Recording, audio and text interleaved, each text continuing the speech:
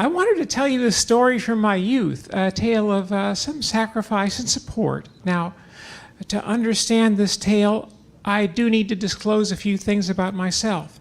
I was born in 1953.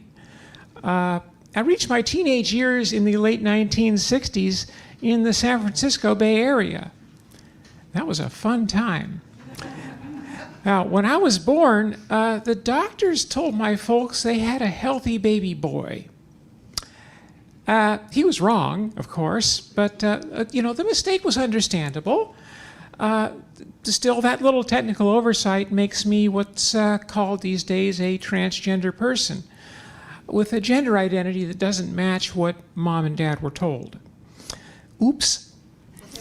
In my case, as in many others, when I was born, the little bits back here in the brain that mediate the perception of my body didn't actually match the sex I was assigned for this body.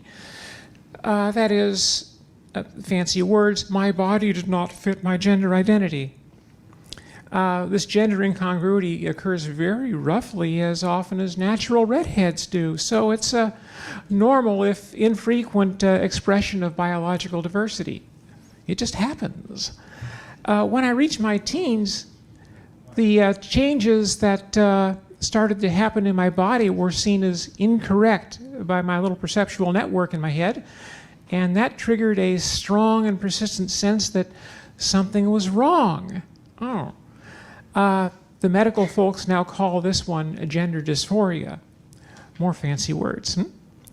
Now, normally, if something was wrong or really bothering me, I would have talked to my mom or our parish priest for guidance. I was in a Roman Catholic church at the time. But observation and experience had told me this would be a really bad idea. I had to sacrifice any expression of my authentic self and hide behind sort of a false front to avoid conflicts at home. Instead, I experimented.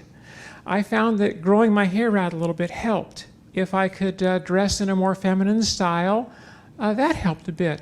I was discovering that shifting my gender presentation over could be a coping mechanism. But it really wasn't enough because I couldn't talk to anyone. But I did read the paper, though. Remember newspapers? Wow. Eventually, I found out that something radical was happening across the Bay in San Francisco, with their organizations and individuals exploring components of human sexuality. And I knew that for an extra dime, that bus would take me over to the city. So, I put on my flared jeans and my platform shoes. Oh, yay, 60s! And I put together a rather BoHo top and tucked that in my knapsack. And when I got to the TransBay Terminal in San Francisco, I ducked into a restroom, changed my shirt for the top, brushed my hair out, and took off into the city, another little 14-year-old hippie chick in 1967. Woo! I would repeat this trip many times in the next few years. I found my way into, of all places, the Tenderloin. And, well, there I discovered others like me. It turned out I was not alone in the world. There were actually groups that would gather at Glide Memorial Church and over on Van Ness Avenue at the Center for Special Problems. There were some older women there who kind of gave me the Dutch auntie treatment, showing me where it was safe to go, where I could rest or eat, and how to avoid being arrested. Oh, San Francisco. The other teens were amazing, and I made friends, actual, real friends. Some were living on their own or in little group homes. There were half a dozen living in a room over at the El Rosa Hotel. We talked, sharing and caring for each other. We listened to one another. We helped protect one another. There were activist groups like Vanguard. They originally were meeting over at Glide Memorial, pushing for liberation actions, group homes, and other actions viewed as kind of radical by others. We'd often meet in coffee shops. You could take a cup of coffee and stretch it all night while you were chatting there. So we talked of our dreams, and we shared hints of what to tell those counselors over at the clinic, and kind of wove fantasies of liberation.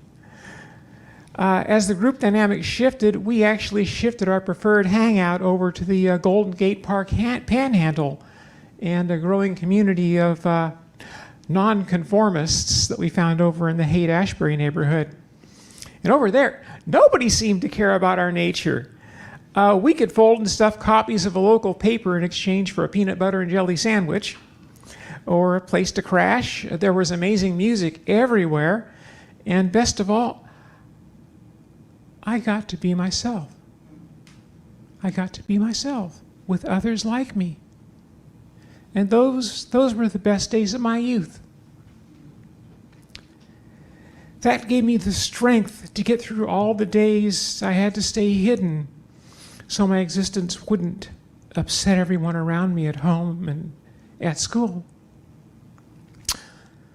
Oh, there were consequences for my actions once they were discovered.